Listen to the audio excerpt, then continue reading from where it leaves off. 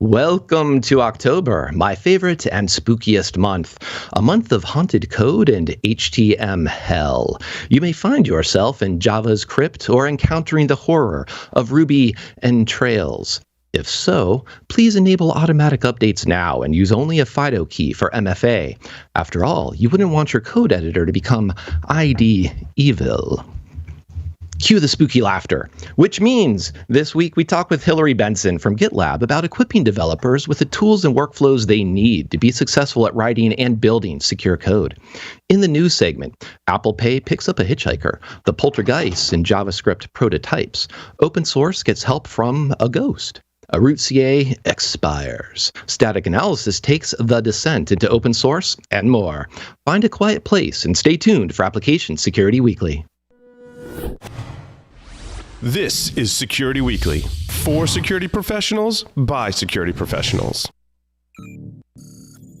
It's the show to learn the latest tools, techniques, and processes necessary to understand DevOps, application security, and cloud security. Your trusted source for the latest application security news. It's time for Application Security Weekly. Looking to improve your web application security? Probly is reinventing web application security. Probly focuses on the vulnerabilities that matter, eliminates false positives with evidence-based scanning, and provides a simple point-and-shoot solution that is easy to use. Probly's thorough coverage ensures accurate identification of vulnerabilities in any modern web application or API. Improve your web application security processes by visiting securityweekly.com/Probly and start your free trial today. Contrast Security enables organizations to secure their applications from development to production. By embedding security sensors within software, Contrast automatically and continuously detects vulnerabilities in both custom and open source code while developers write code, providing them with context-specific how-to-fix guidance for easy and fast remediation. At the same time, by identifying only true vulnerabilities that pose risk and eliminating those that do not, Contrast empowers developers and security teams to prioritize and focus on only those vulnerabilities that matter. Learn how Contrast can help you secure your applications from development through production at securityweekly.com/contrast.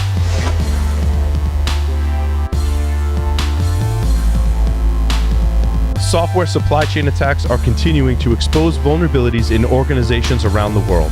The time has come to focus your efforts on security for your software packages. Cloudsmith is the only cloud-native software package management solution for your enterprise. With Cloudsmith Continuous Packaging, you can securely deliver software across the globe and mitigate potential threats from entering your supply chain. With over 23+ formats supported, Cloudsmith is the solution that engineers choose to safely deliver all of their assets. Reduce unneeded downtime and deliver with confidence. Start securing your software supply chain today by visiting securityweekly.com/cloudsmith. This is episode 168, recorded October 4th, 2021. I'm your Crypt Keeper understudy, Mike Shima, and I'm here with John Kinsella, who's back with us this episode. Hello, John. Yay, Mr. Shima. How are you? I'm happy to be back. I'm happy you're here, and happy you survived all of the Tales from the Crypt punification that I've done so far. Let's see if you can make it to the end of the episode. InfoSec World 2021 is proud to announce its keynote lineup for this year's event. Hear from Robert Herjavec, plus heads of security at the NFL, TikTok, U.S. Department of Homeland Security, Stanford University, and more. Plus, Security Weekly listeners save 20% on digital pass registration. Visit securityweekly.com/ISW2021 to register now. Don't miss any of your favorite Security Weekly content. Visit securityweekly.com/subscribe to subscribe on any of our podcast feeds and have all new episodes downloaded right to your phone. You can also join our mailing list, our Discord server, and follow us on social media and our streaming platforms. Hillary Benson is Director of Product Management for Gitlab Secure and Protect. Prior to Gitlab, she served as a product executive in the container security space and led teams in building software tools and executing intelligence collection missions for the National Security Agency. Hillary lives in Los Gatos, California with her husband and 2 Welsh corgis. Hello, Hillary. Thank you for joining us. Hey, Mike. Glad to be here. Thanks for having me. It's wonderful to have you here, and hopefully we'll maybe get a peek at the corgis later. Who knows? But the important thing is that we do want to talk about developers writing secure code and making it possible for them. And I think the current turn of phrase is developer-first security, which is sort of the same idea. I think as shift left, developers become more responsible for security, which are all great phrases to use. But maybe we should tease out really what that means. So if we do start talking about what is developer-first security for writing and building software, what should we have in mind as we think about this and build out the workflows to do so? Yeah, I think there's a few things actually. So obviously the processes that your company puts in place has to sort of accommodate this developer-first approach. I think one of the key things that you want to have integrated into your processes and your sort of your DevSecOps program is the idea of implementing tooling that gives developers that ability to address issues early and often. And so there are a lot of products out there, a lot of security products that will talk about surfacing issues in a way that makes it easy for developers to resolve, but often still requires security professionals to kind of be in the loop for that. And so one of the things that we at Gitlab really approach from this perspective is to put those security issues into the tools that developers are already using.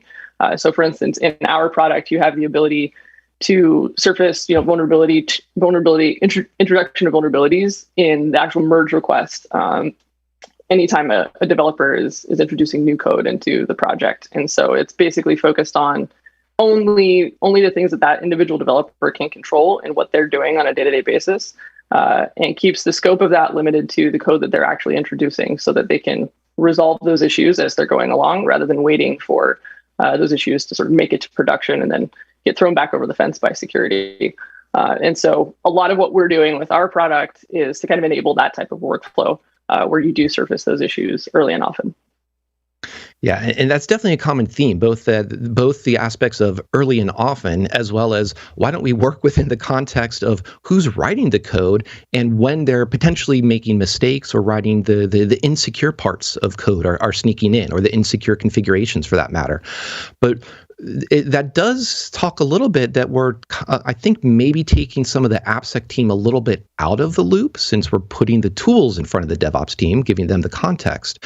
So how much of this do we want to completely pull the AppSec team out of the loop? How much should we keep them in? Or maybe asking a different way, how do we maintain confidence that we are in fact still maintaining a good, secure software throughout this process? Absolutely. So I think it's explicitly part of the goal to take AppSec out of certain parts of the process. And those parts of the process are parts where having a human in the loop doesn't necessarily add value, right? And so the idea here basically is to kind of codify what your security policies are and your organization's approach to your security program in policies, in your tooling, have as much of that automated as possible so that for those things where you know what your organization's policy is, you don't have to reevaluate that every single time a new vulnerability comes up or some other security policy is violated. Just have that automated and have the developer deal with that directly. I think that that's more efficient for the business, and it's also nicer for the AppSec team to not have to sit in the middle of every one of those little issues and spend your day processing vulnerability reports. I suppose there's a certain type of security professional who enjoys doing that, maybe, but I think most of us are sort of compelled to spend our time on more interesting things. Yeah. No, I think it sounds too that we've talked about, in general, the industry talks about infrastructure as code, things like that. It's almost as if we're getting to a policy as code or standards as code, since, as you're saying, let's automate what we can and be smart about it.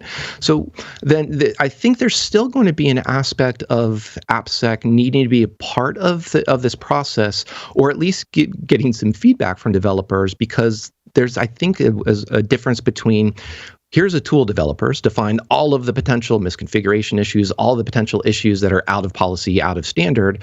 But suddenly you've got every single issue that comes up, and the developers look at that and think, wow, that's a long list. Do I have to do I have to fix every single one of these? Or what's the prioritization approach? And maybe is that a smart way to bring in, the AppSec team for their advice on figuring out what are the important ones to fix and which ones could maybe be ignore or just a fix later? Yeah, absolutely. I think that the way you handle this is you have your security team sort of define Those instances in which resolving a vulnerability, for instance, is completely straightforward and the developer should just go ahead and do that right away. For instance, it's pretty easy for everyone, I think, to get on board with the idea that if you have a CVE with a CVSS score over 7, that you should resolve that rather than introducing that in production. But if you have kind of more subtle vulnerabilities that may or may not be that big of a problem, maybe you let those things go and you sort of codify that in your tools and in your security policies. So it's very clear for the developer, this thing needs to be remediated right now, and this other thing can wait until later. And then you go ahead and you provide the visibility of those issues that remain and do make their way to production to the security team so that they can monitor what's happening with whatever that application ends up being in production, and be able to say, okay, now this issue that we didn't resolve previously appears to be problematic for whatever reason. There's some indication that someone's trying to take advantage of the application or what have you.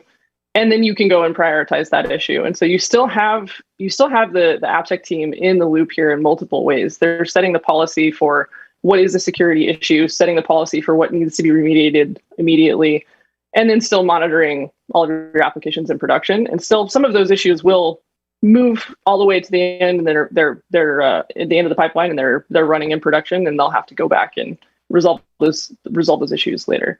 So there's definitely still a substantial role for the AppSec team at every stage of the process. So I know GitLab, you guys really you drink your Kool-Aid. How has this worked for you guys? It's as the company has grown and become this. I think you either are public or you're about to go public. I can't remember. But as you become like a mature company, how has this sort of affected what's going on within the company, or what have you seen? Yeah, dogfooding is a big aspect for GitLab. We do this all day, every day. GitLab using GitLab, and so we implement our own tools. Our developers use our security approvals, for instance, to determine what things they need to remediate immediately. There's challenges for GitLab, just like there are for any company. Actually getting to that process where you have really healthy hygiene and you're actually resolving these issues on a regular basis is not simple, even for a company who espouses that and says this is how we should be doing security. Mm-hmm. It's definitely a challenge, but that also means that as we're going through these things and realizing what those practical challenges are, we're implementing things in our tools that make that easier for developers and for security teams. Cool. Part of that I'm curious too is what does it look like? What does it look like to measure this, or to get that sense of? I asked earlier, sort of that idea: how much confidence can we have that our code is secure?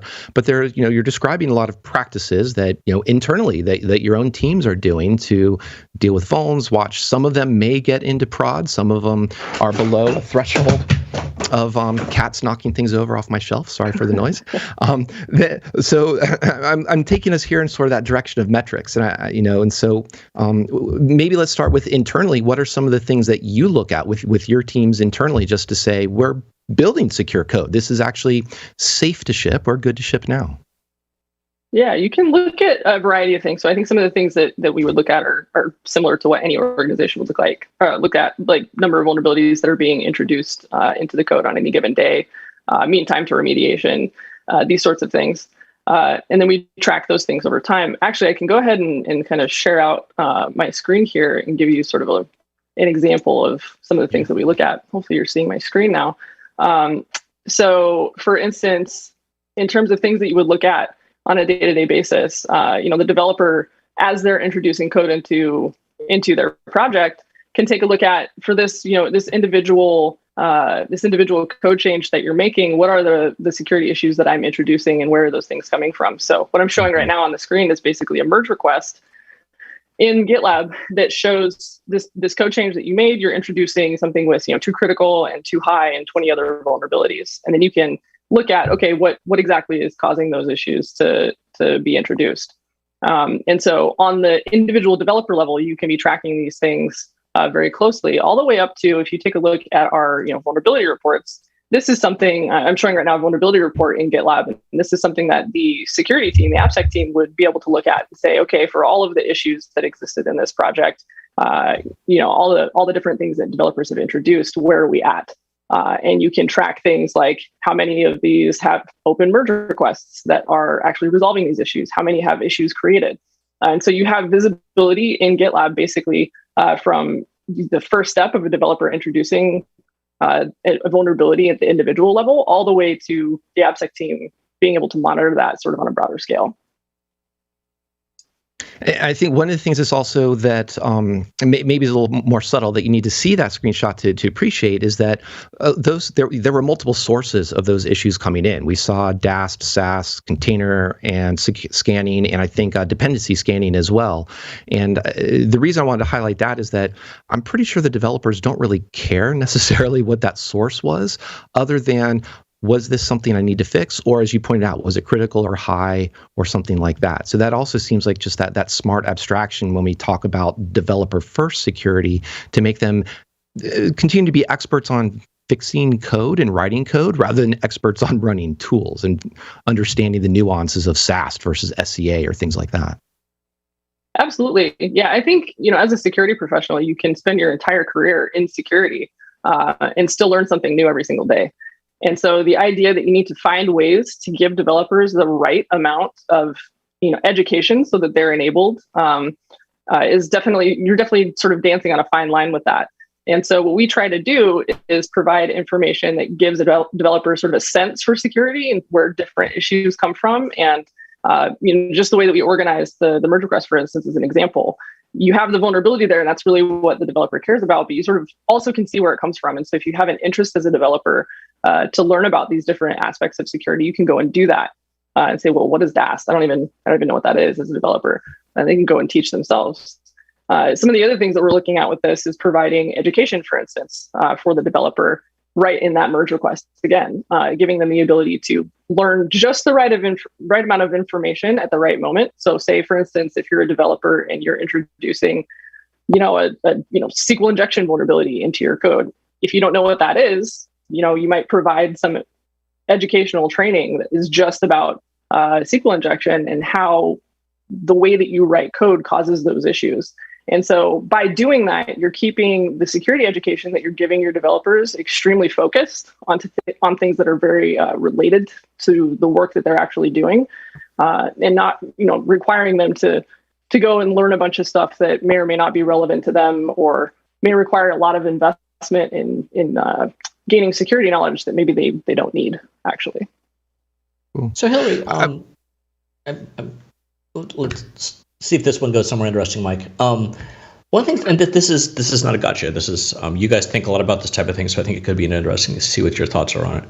Over the last week or so, I've been thinking about different branching models, Git flow versus trunk, and things like this, from the point of view of what actually provides a smoother, more efficient development process for that end developer, right? Because we're trying to make their life easy, and we want things to be secure, but at the same time we're trying to stay out of their way. And I like Git flow because I'm able to have that a little more control over what a pull request looks like and how you do the review of it and all those type of things. But the thought from you, we're just talking about metrics. You've said here a few times you've been thinking about having just the right amount of information, not going too far. Has GitLab thought about, or are you guys doing anything around gathering metrics around how much is security, quote unquote, slowing down the development process? Oh yeah, that's an interesting concept. In terms of slowing down, do you mean this like X amount of times we stop the pipeline because of a security issue, that kind of thing? Yeah, it could be that, or just like, the distraction, or from compared to a pure, develop. Oh, 5 years later, we figure out we had a bug. So not so much, I'm not so much thinking about the fixing early versus fixing late, but like as we add anything into that workflow, super valuable, don't get me wrong, but at the same time, it's going to have some effect. I'm just wondering if any customers have pushed back on that, or if that's something GitLab's thought about internally, or anything around that sort of metric idea. Sure, gotcha. Yeah, so I think the way that GitLab implements this, all of our security functionality, all of our security scans work as CI pipeline jobs. And so what you can look at here is, as these things are running on each commit, you can take a look at, okay, based on my existing security policy that I've implemented, how many times have I failed a pipeline based on some security finding? How much time are we costing the developer by doing that? And you can adjust. You can decide to not fail anything in your pipeline based on a security issue. You can have a really high bar if you want to, and you can kind of tune that and take a look at those metrics over time. So that's something very tactical, I think, in terms of slowing things down or speeding things up. You can also, I think, giving some attention to, as you're tracking kind of mean time to remediation, I think that speaks to speed as well, which it's sort of in a reverse kind of backwards way almost, in the sense that if you actually have very short remediation times, that kind of means that you're not wasting a bunch of time after you push something to production to get that issue back to the developer. So the faster that your MTTR is, the less time that you're spending across your entire crew that's involved in your software development lifecycle, because you are resolving those issues early. And so I think those are the two main things that I would point to. Cool. I think that brings up a tangent for me, I think, as well, because we're talking about some of the what time gets added to the deployment by tapping in and adding these different tools. It takes time to run that SCA tool, that SAS tool, et cetera. But that also kind of means we're tapping into the CI/CD pipeline and potentially growing its attack surface. So I'm curious if you have some advice or some lessons learned that you all discovered as you were incorporating all of these into a very nice front end for developers to consume, but ways to make sure that build pipeline still maintains security, and all these additional tools haven't made it a little bit weaker, because regardless of using GitLab or not, that's definitely going to be a concern for any organization out there about how restrictive do we make our build environment versus opening it up to tools to easier integration with for access for developers. Sure. So I think there's a couple things there in relation to kind of the attack surface. It just sort of if you're already using these tools or you're planning on using them, any kind of, like for instance, a SAS or DAS scanner, that attack surface still exists somewhere, right, in your environment. And so whether that is somewhere random, that the security team is managing, or if it's in your CI/CD pipeline, you still have to reckon with it. And so GitLab kind of prides itself on our ability to integrate with basically whatever security tooling you're using, so you can continue to use those tools and use us for some things, and use other tools for special purpose jobs if you want to.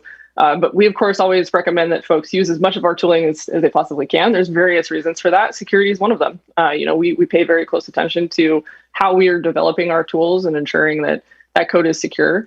And so that's part of it. And then I think that it's also, what was the second part of your question? It was in relation to sort of attack surface. And then what was the second part? Sorry, Mike. I think I may have forgotten myself as well. It really was about that attack surface, or just that idea of keeping an eye on the integration, or even potentially if there are lessons learned about from that direction of, here is how we, pause for a moment, because one of the reasons I'm asking this is you were mentioning too, security education for developers. I'm curious if there's been a other direction of that type of education, as the AppSec team is getting some development education, as they're understanding smarter or better ways to integrate these types of tools so that, as you're describing, it can be done securely. Yeah. I do think that there is a meshing of sorts, especially with kind of the advent and popularization of DevSecOps. There's this meshing together of the developer and security professionals, roles and responsibilities. And so I think you have more of the traditional security responsibilities, moving left into the developer's scope. And then you have a lot of things like security automation and actually building tooling sort of seeping over into the more traditional security roles. And I think you'll continue to see that over time. It'll become more and more important for that relationship between development and security, and for the tools and approaches that they're using to become more intertwined. So I think that is an aspect of it. That makes sense. And I think that leads to another angle of a question I'm curious about, is sort of what can the AppSec side of the house and the DevOps or DevSecOps side be striving for? And here my thoughts are more of going back to earlier on when you're describing a lot of what AppSec is doing we should probably stop. It's either boring or, more importantly, it's not adding value.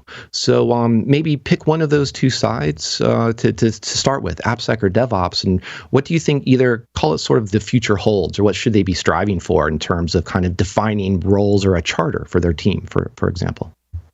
Yeah, absolutely. So it really does go back to what I was saying earlier about where the roles should sit, and where the AppSec team can really add value. And so I think what you do there is you try and move as many of the things that your AppSec team is doing that are very procedural, that are very sort of administrative almost in nature, gathering vulnerabilities from somewhere, putting it in a report, pushing that back to the development team. Anytime that you are applying sort of constant logic, it doesn't really require any kind of analysis of what's going on. All of those things, to the greatest extent possible, you should try and automate in one way or another. And GitLab, of course, is a tool that can help you do that with security policies and with all of our security scanning tools. But there's lots of ways to do that, of course.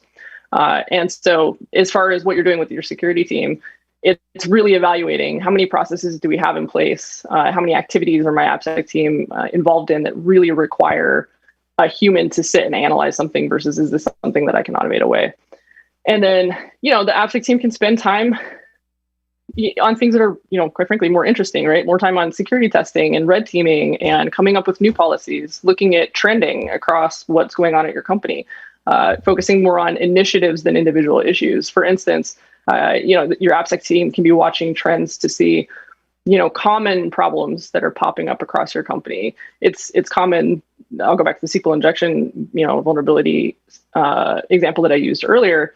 Say you're seeing this not just in a one-off in an individual team, individual project, but you're seeing a lot of your developers across the company introducing SQL injection vulnerabilities. Maybe that's an opportunity to start up a kind of initiative, educational initiative, to say, here's what this is about. We see this going on frequently. Here's how you resolve these issues, and focus on things more proactively. So really analyzing what's going on with your security program, analyzing what's happening with security risk in production, and spending your time and attention on those things rather than on sort of procedural things that are really, quite frankly, low-hanging fruit that you can automate away for the most part.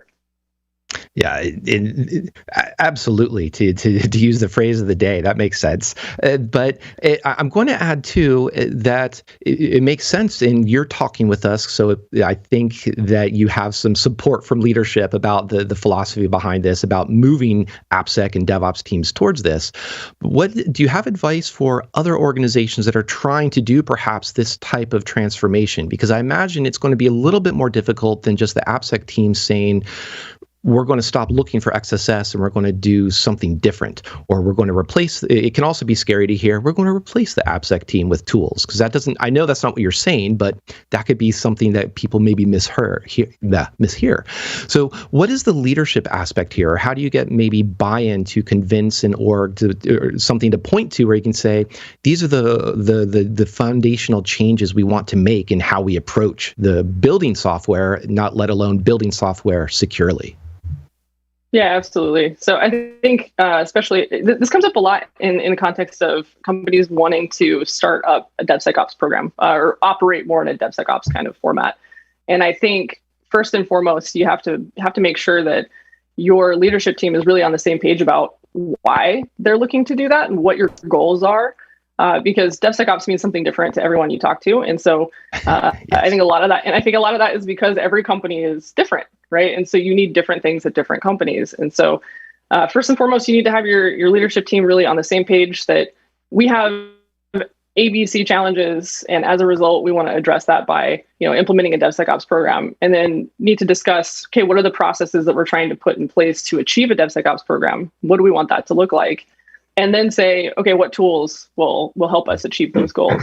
And so I think anytime you try to implement a cross-functional, cross-company initiative or program, like something like DevSecOps, which is fundamentally built on the idea that you have organizations across your company working very closely and collaboratively, you need to have that be a top-down initiative.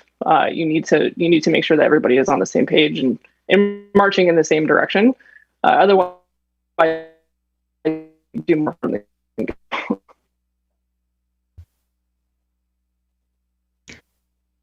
Yeah, it sounds the other part of this is that there's an important component here beyond just the technical aspects of what are the OWASP top 10, what is the OWASP ASVS, because you're describing quite a bit of communications, communicating the problem effectively to leadership. You're talking about a lot of interesting collaboration building between teams. And really, I just wanted, I think there's a question here somewhere, but mostly I just wanted to highlight that as I like how you're calling attention to that as important skills for AppSec teams to consider, to build out, so that because that I think is a key part of what this future type of deployment model, or development model looks like. Yeah, absolutely. I think DevSecOps at the end of the day is as much about culture as it is about tooling. And so it's very important for your organizational culture and your leaders to kind of reflect the desire and the sort of values to go and implement a program like this. No, I think so. I'm curious as we start to wrap up here. I'm curious. You've given us quite a bit to reflect on as well about choosing tools, working with DevOps. Is there a culture that you'd like to see continue to emerge, or is there particular aspects of that culture that you'd really like to encourage teams to lean into and build out good, healthy software teams rather than just the software itself? Yeah, absolutely. I think that my opinions here sort of reflect my own thoughts on what DevSecOps is all about. So I'll just throw that out there. But I think the sort of collaborative attitude and the idea around making sure that you're doing everything you can to make things as efficient as possible for everyone involved in the process, right? And so I think a lot of times, it's sort of scary to say, okay, I'm going to go and educate somebody else and train them how to do A, B, C, X, Y, Z, because those are things that I typically do. And so if I go and train someone else to do this, what's going to happen to my job? I think that's a common feeling for security professionals. And I know I kind of experienced that myself back in the day when I was still, in the security industry. But I think that everyone can sort of reflect on what they spend their days doing, folks that are in security, and see that you spend so much time, you're so overwhelmed all the time. I don't know a single security professional who says, I don't have enough to do. So if you really try to work with folks and collaborate to say, okay, what makes sense?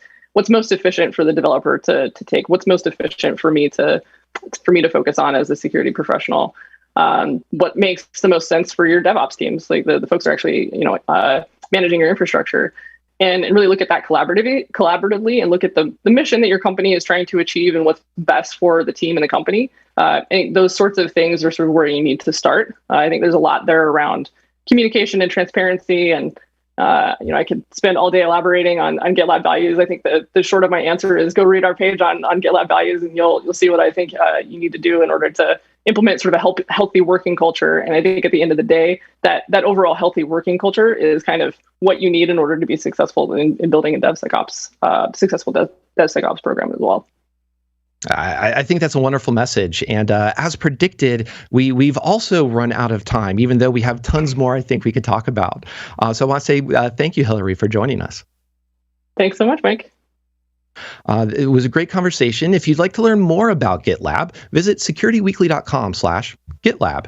Also want to thank all of our listeners. Thank John as well. We're going to take a quick break and reanimate with news of the week.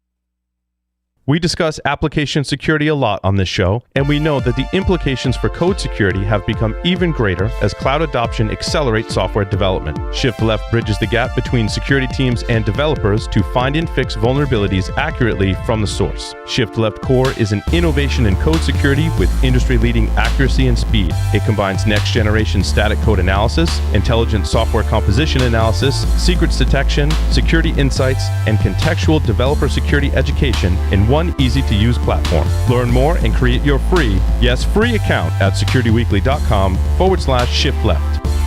Whether you need to manage bots, protect cloud applications at runtime, stop form jacking attacks, or secure your web applications and APIs, only Imperva offers a unified solution to protect from edge to application and data in one tool. Imperva helps you achieve more, save money, and become more efficient with fewer security vendors needed. Start a free trial today to easily protect your apps and website with Imperva. Learn more at securityweekly.com/Imperva. In any business today, there comes a moment. The moment you realize you can secure the code as fast as you write it. Instead of testing everything, you can just test the right things. It's not about tools, but intelligent risk management. That's the moment you choose Synopsys. Build secure, high-quality software faster. Visit securityweekly.com/Synopsys. Is your mobile app really secure? New vulnerabilities pop up every day, and malicious actors look for easy targets on app marketplaces to exploit. Securing your app's valuable IP and data is critical. GuardSquare security solutions are built for developers and protect your app at every stage in the development lifecycle. Multiple layers of protection prevent reverse engineering and automatically detect tampering, making your app a difficult target for attackers.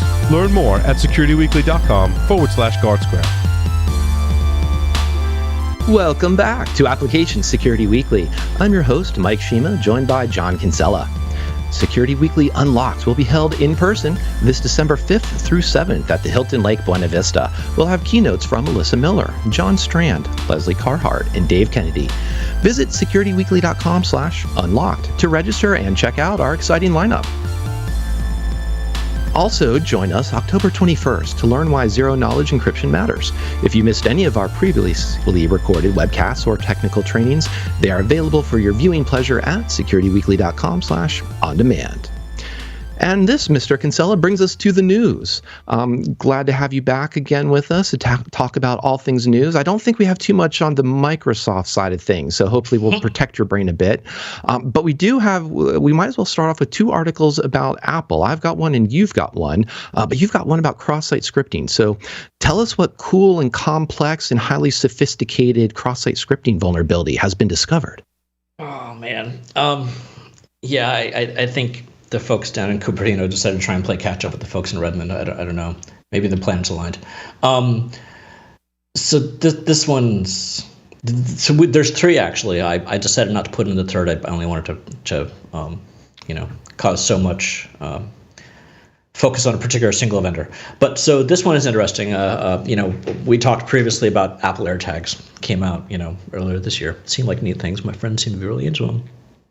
But the way the AirTag works, and this goes for anything, right? The nice thing about this particular vulnerability is it's a learning example for all sorts of folks. So with the AirTag, if it is, you have the ability to put it into lost or missing mode.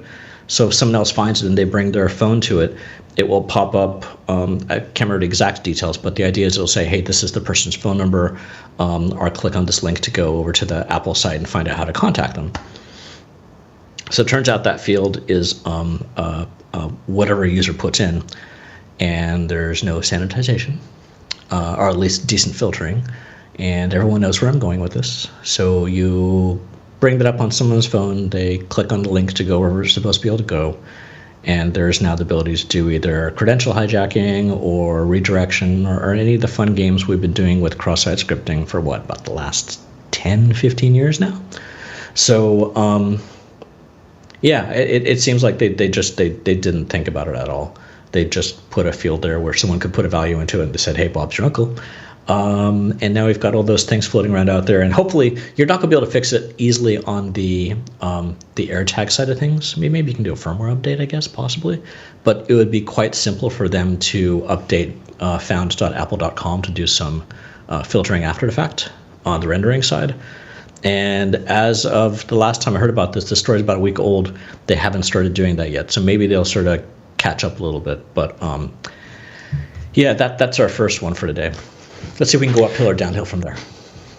Yeah, and I thought, I was going into this thinking, ooh, there would be something clever and cool, and it was just a script tag and a phone number. It's kudos to the research to discover it, but that does seem a little bit of, wait, that's a dead simple is my term of art for that, and just going to have to shake my head. Of just being frustrated, I'll say, to see those types of vulns still be apparent and present. Yeah, and just for our listeners, I think most. That's one of the problems with this is I bet most of our listeners can guess how to fix this right now, but we want to try and keep this educational. We're not here for entertainment. We're not here just to bitch at vendors. Right. But that's a fairly simple thing for someone to go through on either side. Like I just said, you can either, when you're taking that input from the user, let's filter and sanitize, or at least to return an error message then saying, hey, you can't use those characters. As that's not as easy to do as it sounds, but you can do that.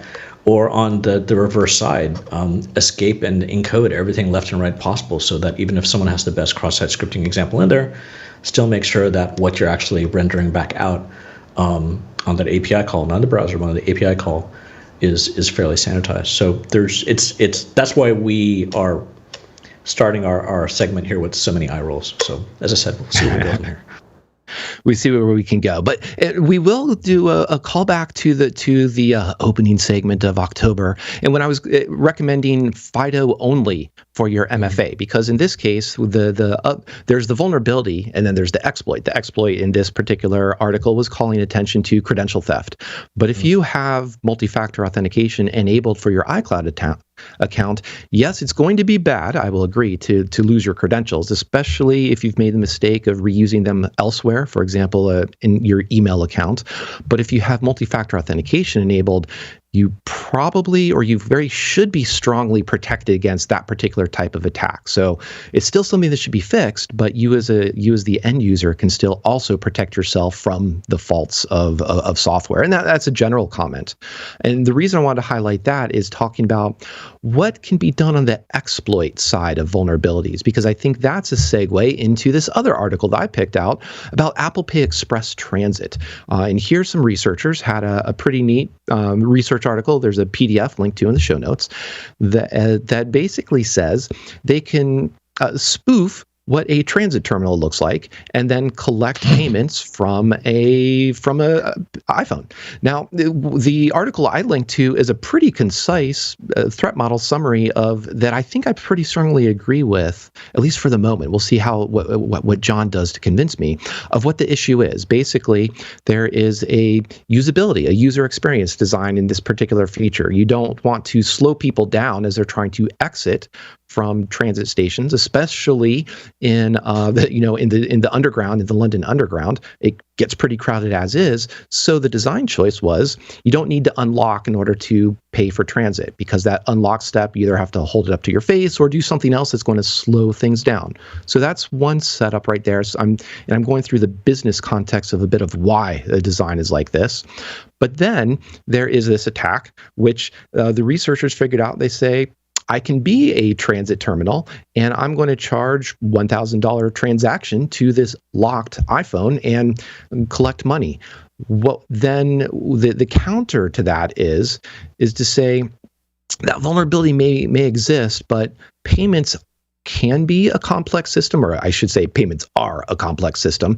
And in this case, Visa is making the statement, making the assertion that they have other controls that would make it either very hard to successfully get the money out of this type of transaction. So you could execute transactions, but you may not be able to get your hands on the cash as the outcome of it. And they're also saying that the user may be inconvenienced by this. Obviously, it's not going to be happy to lose £1,000, but they're not going to be. They'll be refunded with that. So that was my probably longer description than the article is to set up the threat model and figure out how much should we worry about this? How much should we fix this? Or do we have mitigating controls that we might rely on? So that's where I'm going to set up, and let's see what John can do to tear it apart in an educational way. Mm-hmm. No, I think you did a pretty good job there. I was just sort of browsing the article while you're talking. And yeah, so that it's an interesting, it's sort of, as far as Visa is concerned, it's funny money, right? At this point, because we're staying within their little pool until someone manages to one way or another transfer that to either another Visa account. I don't think you can do Visa transfers, but either until they get that out of Visa system to a bank account, it's funny money. So they don't care what happens. They can reverse that charge quite easily. So that's interesting. I think I'd want to see like maybe GPS coordinates around it to try and minimize, because I could see, me having the way I think, have a backpack with a fake terminal and just walk down the aisle of a train, especially during crowded time. Like think like the Japanese trains, right? You could sort of just run right through there. But so that I could see doing the bypass attacks, the walk-by attacks. That being interesting. But yeah, I mean, Visa's had for ages this ability, or not ability, they're, what's the phrase they use here? Sorry, I just used their phrase, zero liability policy. In other words, up to a certain limit, I think they're saying here, I think $1,000. No, it's here, £1,000. So within that, they'll cover for that. So I think you're mitigating a security issue with a monetary policy. Which is interesting. You're big enough and you own that system, you own that network, so it's when you own a network, so I think that's okay. I guess let's look at it from the opposite direction.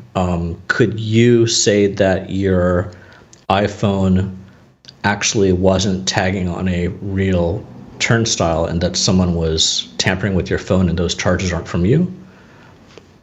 That'd be interesting. I'm not sure if the value is large enough there, and there's probably a good amount of human work to do that, and they'll make it sort of painful for you.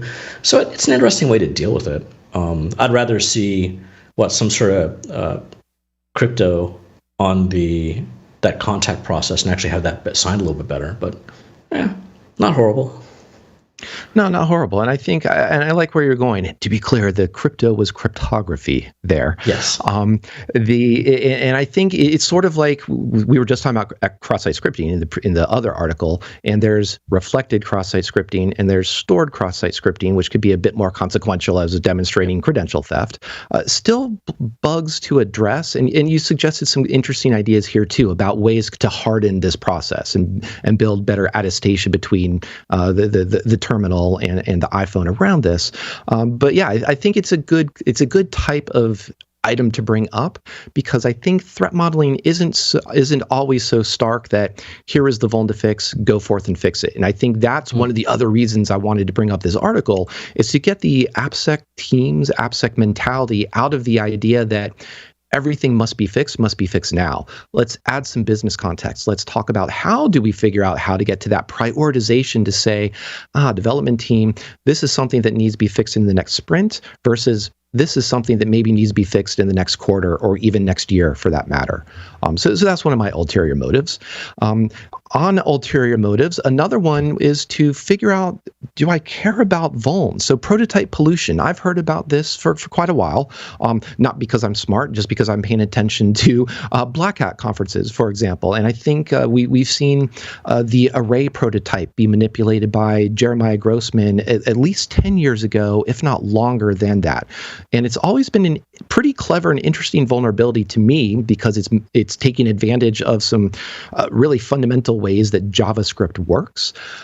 And in this article, the researchers had some great links to examples of consequential prototype pollution vulnerabilities as well as a good walkthrough of how they pulled off some additional research to find, I think, 18 vulnerable libraries and 80 or so vulns, as well as collecting quite a bit of bug bounties along the way. But here's an example that if we're talking about threat models, I kind of want to come around to the idea of, why does this design pattern of of turning your URL parameters into basically a JavaScript object exist. This seems like a capability that's possible and kind of a fun thing to work all within JavaScript, but it doesn't seem like a compelling solution to any particular use case, because it's introducing this type of vulnerability with the way protos and object inheritance works within JavaScript, all for the sake of here's a key value pair coming out of our URL or coming out of a payload. So that's my that's my thought of it, is why do we have this design in the first place? John, what do you think about this? Ease, right? A lot of this comes down to ease. So I haven't looked at this as nearly as closely as I want to. And one thing I wish they had said, oh, they do. Okay. I was going to say, I wish they had said up front, I was like, when I was first scanning through this, I'm like, they're talking about JavaScript prototypes, right? And yes, they are. This looks like a good read. It's fairly long, and lots of researchers are taking part of it, and unfortunately, I just didn't have the time. But familiar with the concept, and I think sort of bringing it back around to what you were just asking. The next article I have in here will sort of foreshadow on that. But like, what's a developer trying to do, right? I mean, I'm running into this a tiny bit in Go. So in Go, you also have the ability to it's more just purely like manifestation of a string into a JSON string, say, for example, into a structure. And why do you do that, right? It is because I'm using a library. I mean, in this case, it's built into the language. But you're using something so that I don't have to go and parse the JSON and go, okay, well, let's see, I've got quotes here, and I got a colon, and I got another value into quotes, and then a comma. And instead of doing all that type of thing, not just being able to just quickly manifest that into some sort of object, but actually into the object which I'm using internally. There's, at least on the Go side, there's value behind it because I know what that structure is internally and I can control it. So if someone tries to put a value in which is not within those particular parameters which I'm expecting, I shouldn't say parameters, that's going to confuse, within that structure which I'm using, it'll either error out or something's going to happen. It's not going to work, right? If they add another value which is in a different field, it's just going to be ignored. So it's nice from that point of view, and it's relatively clean. That's not all the validation we're doing, but that's a pretty good chunk of it. But in this case, it's that same type of thing. Is you're getting going. You want to have, like, you see always the examples of Amazon's pretty horrible about this right now. Of the example, at least that's the one I'm seeing. All their examples are for like the easy use case, right? So I want to start a Lambda function and I want to be able to parse the first 2 or 3 parameters. Well, okay, here you go, sir. Here's you proxy in your request through an API gateway. It's going to come in as a some sort of a Lambda request. I'm going to hand it over to this particular item, which is going to consider a prototype and take the parameters and put them into it. And it's easy. We'll get the website up and going in 5-10 minutes. And that sounds very attractive to any of us at first when we're starting to get going with this stuff. Until then you look at it a little bit closer, you're like, oh, that was the basic example. Well, I want to do something more advanced. Where's the example for that? Oh, it doesn't exist. Okay, Stack Overflow, where else do I go? And I think that's a decent chunk of it. Is like, how do you get going? How do you bootstrap up in these things, which, we go to college hopefully to learn how to learn, not so much to learn how to program in Pascal or Fortran or whatever language we use whenever we're there. Right. But how do you actually run with these things? So I think I suspect that's a large chunk of this type of thing. And, everyone knows our thoughts on JavaScript. It'd be interesting to see what happens with this type of stuff. Yeah, no mention of TypeScript. It'd be interesting to see what happens with TypeScript. And I guess TypeScript is going to, it's going to render down to JavaScript anyways. So, or compile down. I don't want to get the word people coming after me. It's going to compile down to JavaScript, but still, It does, and I think I was peeking at the latest ECMA script, to be super clear about what we're looking at too. The ECMA script standard to see what it's talking about, freezing an object and things like that. But I think fundamentally my philosophy is coming around to I don't object to the marshalling and unmarshalling of URL parameters into an object.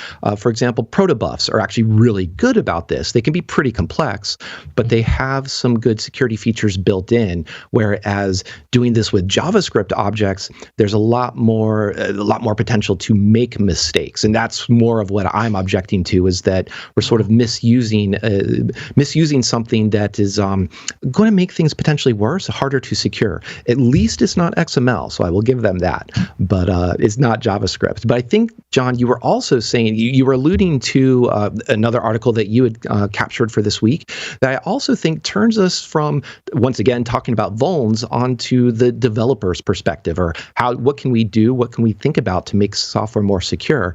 And we're starting off with the premise, which I think is really good, that we really want to highlight, is that maybe, not even maybe, it's developers do care about security. So tell us a bit more about that. Yeah, so this is not a new article, older one. I've been doing a little bit of navel gazing and head scratching over the last week for a few different things. But one of the ones, this is from 2019, 13 things developers do, 13 things that keep us motivated as software developers, right? And go back and think when you're starry-eyed and, starting your career, or maybe some of you still are starting your career, and like what actually excites you? What are you trying to do? Changing the world is great, and like a lot of us like that, and money's great, and a lot of us like that. But really, what keeps us going day in, day out? So it's a list of 13 things. And some of them are really basic. I think some will. I don't think this list is going to all apply to a single person, which is what is sort of cool about it. They got number one. I'm not sure if this is ordered, but number one is creating something, which I know, to me, that's hugely resonates, right? Like actually creating something from nothing. I'm a startup guy, right? I mean, I've been doing this for a decade. Creating a product from nothing and actually seeing that thing materialize, super cool. Making a work of art, some days I'll let myself do that, some days no. Learning new stuff, right? I've had guys working for me in the past, and like, I love you, I want you to stay working for me, how can I keep you happy? And I've multiple people who worked with me have been like, John, as long as we're learning something and actually doing something new and interesting, we're here. Which is, as a manager, it's cool to hear as long as I can give them new and interesting and cool stuff. But it was always interesting to hear that. Challenges, we don't like doing the same old boring thing, a lot of us, getting things done. I mean, I think in a way you could sort of put this together, this list. And it's a bit of a, how would I say, sort of a psychological model of, to a degree of developer. I don't want to sort of box someone in quite that much, but improving your self-worth, we talked about that one, being in a position of influence. Okay, if you want to be a team lead or something, cool, great. Like I said, these don't always apply to everyone. Belief in your product, again, okay, cool, great. I mean, yeah, if you don't believe in your product, you're probably not going to be at the company very long. For many things. The money, we talked about that. Fancy coffee machine, fear of getting fired. Oh man, if you're doing it for that reason, get the resume updated. Being respected by your fellow team members and manager, that's always nice. Working with awesome people, that's cool. So it's an interesting list, right? But nothing in there we didn't talk about. The closest we got to talking about tech was number, two, three? Number two, learning new stuff and making, well, let's say 2 and 3, learning new stuff and making a work of art. So that's interesting. I had this list of 13 things. How many of those do you get asked about in an interview?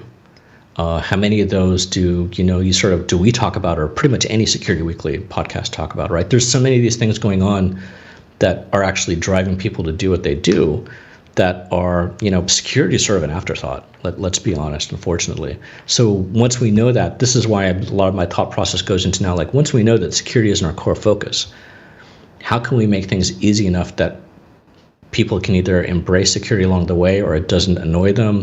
Or as I was asking Hillary, how much does this go slow down our users? So that's sort of the, do we have to listen to 10 more hours of the John and Mike show to figure out how to secure this stupid AirTag, or so that's, how do we get things done how do we take the psychological ideas behind why people are here and fit into that is something of importance to me. It is important, and it speaks to the idea of just understanding behavior and understanding incentives as well. Because just to start out of the gate, if we're framing the conversation as developers don't care about security, we're already assuming their own mental state, and we're putting a fault on them. If instead we're figuring out what motivates you to write software, are you writing something like some beautiful code, that sort of work of art as you're describing, I think on number 3, or just learning something new. There's learning something new as an aspect of switching your front end or back end from perhaps JavaScript and NPMs over to Golang, and maybe using protobufs rather than JavaScript objects, and avoiding prototype pollution in the first place? Or, and this is where I want to tie it into a couple other articles from this week, or are you incentivized or supported in what you're able to do? And one of the articles that I pulled out was Google, their Google Open Source Security Team, which has a wonderful acronym of GHOST. But they were investing into the Linux Foundation to fund hardening. So last couple of episodes, I think we've been focusing quite a bit on more bug bounty. Here's another bug bounty. Here's another bunch of companies with some deep pockets funding more bug bounty awards for open source software, which is great because that research should be awarded to find vulnerabilities. But fundamentally, I think a lot of these developers know that their software has issues out there, or their software could benefit from a re-architecture, or as the Linux Foundation is focusing here, and the sos.dev, which great URL, they're focusing on what can we do to harden the build process, go through a couple different steps of code review, branch protection, a lot of things I think that you were kind of alluding to, John, in our last segment with Hillary as well. And they're, rather than just saying the old school type of AppSec approach, here's the list, go do these 12 or 13 things, come back and let us know when you're done. Not very collaborative. Instead, they're saying, we're going to finance you. We're going to help you do this. Here's a list of 10 or 12 things that have pretty clear actions that we also believe make a process more mature and improve the security. And so rather than just tell you what you should do and walk away, we're going to work with you on it. So that's why I wanted to highlight this, because I think it ties into a lot of what you were describing there in your other article as well. Yeah, that's interesting. And there's been it's funny that the way you're framing it is much more interesting than it sounded in my head for the last week or two when we've talked about this, or we've seen some of these things. Because unfortunately right now, just think of I'm going to talk about the other guys a little bit almost, but think about the time mark we've had over the last year or two of going from like, oh my God, the single company is going to spend $1 billion on security, to coming around to seeing these guys now say, hey, 10B, and I think it was 100 or 500 mil for external. I don't have the link in front of me. There it is. 100 million for a third party. Well, that's a nice chunk of cash. But I think it's not so much, and this comes back to exactly my thought process of, which is, it's one thing you're saying you're going to spend a bunch of cash on it, but what are you actually doing? Are you giving, copies of Microsoft Windows at list price, or are you doing something interesting? And so that support is probably almost more valuable than the cash itself, right? So one of the things we're doing at CNCF on the Security Technical Access Group is we're trying to figure out, can we do something called a Security PAL, which I'm sort of leading, and try to figure out how do we go out to open source teams and, hi, I'm from security, I'm here to help. But I don't want to scare or offset or set deadlines or bug that group. But at the same time, I want to say, hey, if you got questions either about CNCF or security or how do we get you guys graduated, there's a bunch of us here that are happy to talk to you and walk you through some of those things. If you have questions or you don't know what a CVSS score is, or all these different types of things, how can we help you? So that's super valuable and super useful. Because again, like I said, think about average open source team and those 13 points I just talked about.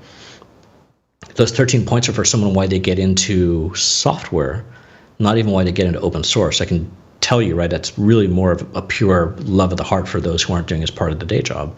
So having someone who can come in from this side, like they're attempting to do here, I think is super cool. So that's great. More power to them. Very cool. And I think there's also, you're highlighting some great aspects of just that basic education. We do, on the shows here, we'll throw around CVSS, CWE, CVE, etc.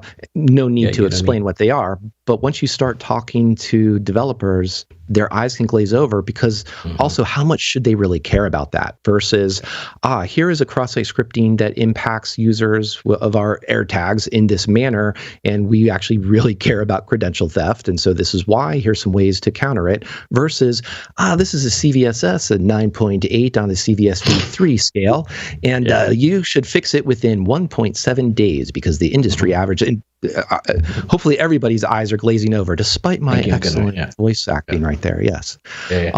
But that I think is, I'm just really trying to strengthen that point you're making, and maybe pull in some other articles here about process. You're talking about motivation. I was talking a little bit about process in the open source, and there's also tools. Here's an open source tool from Facebook for a SaaS tool for Android and Java, basically. Okay. And now, this is, again, I've seen a lot of static analysis tools come out open source from Facebook. They've got one called PIF, P-F-F-F-F, lots of F's in there. There was also Infer, and now Mariana Trench. And to me, I'd highlight less about that there's yet another tool, and more about maybe the motivation behind the tool, or maybe the fact that you don't necessarily have the same issues that Facebook does in terms of at scale, to use the cliche. But what's always interesting is looking at what problems they're solving, because those problems are probably consequential throughout the industry. And so here's a SaaS tool that can possibly help with Android. So let me pause there and just throw it over to you, John. Yeah, excuse my sniggering. They Sam, one of our internals at Security Weekly, I'm sure she's got a better title, so my apologies, Sam. But she was mentioning that Facebook, WhatsApp, and Instagram are all down right now as we talk about this. And my response was good fucking riddance. Pardon my French.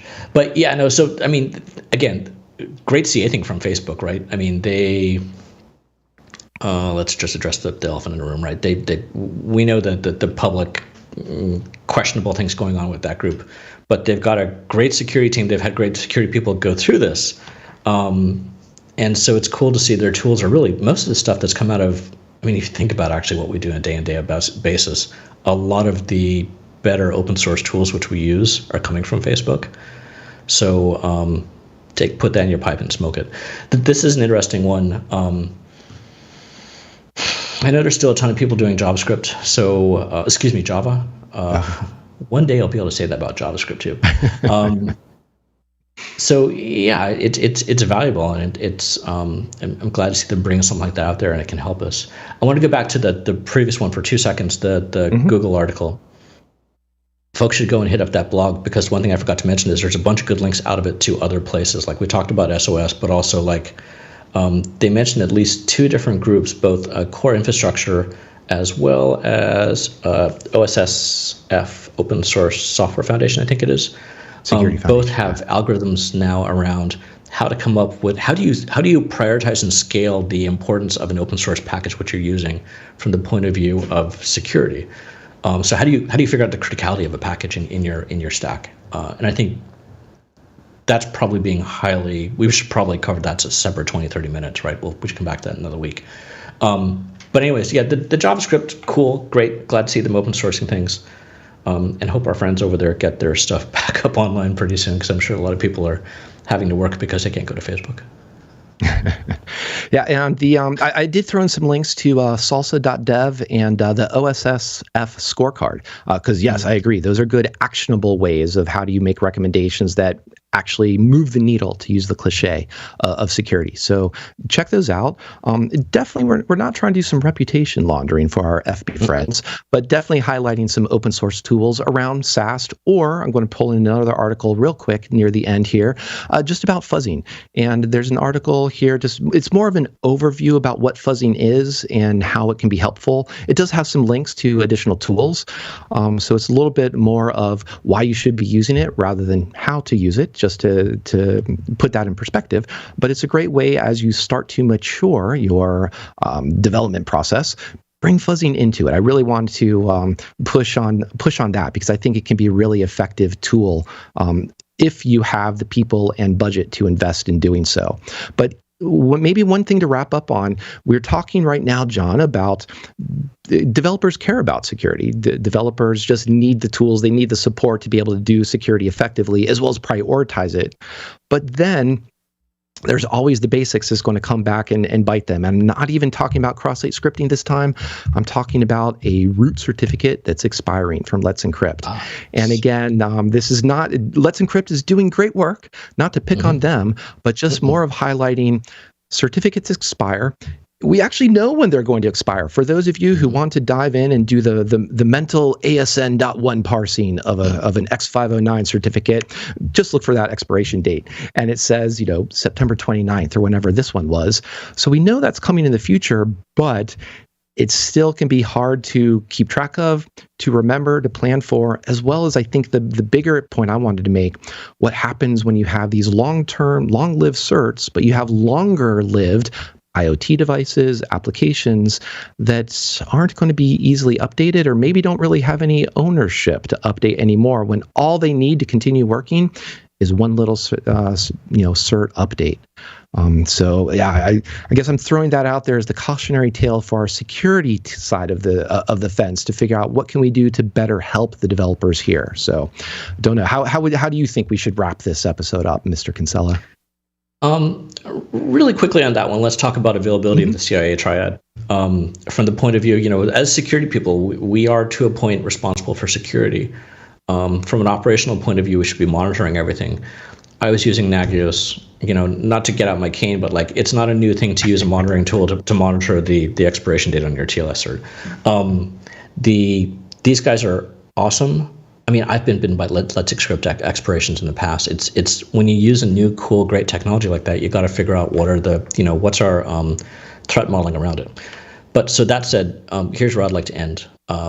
We've been talking a lot recently around the big guys and what they're doing wrong and how others can avoid that. I'm sure we've got all sorts of little guys listening to us.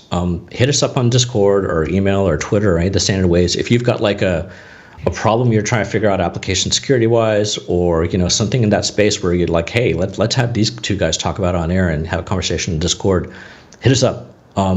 Let's bring it up and we'll take your name off if you don't want your name associated with it. We won't tell your boss.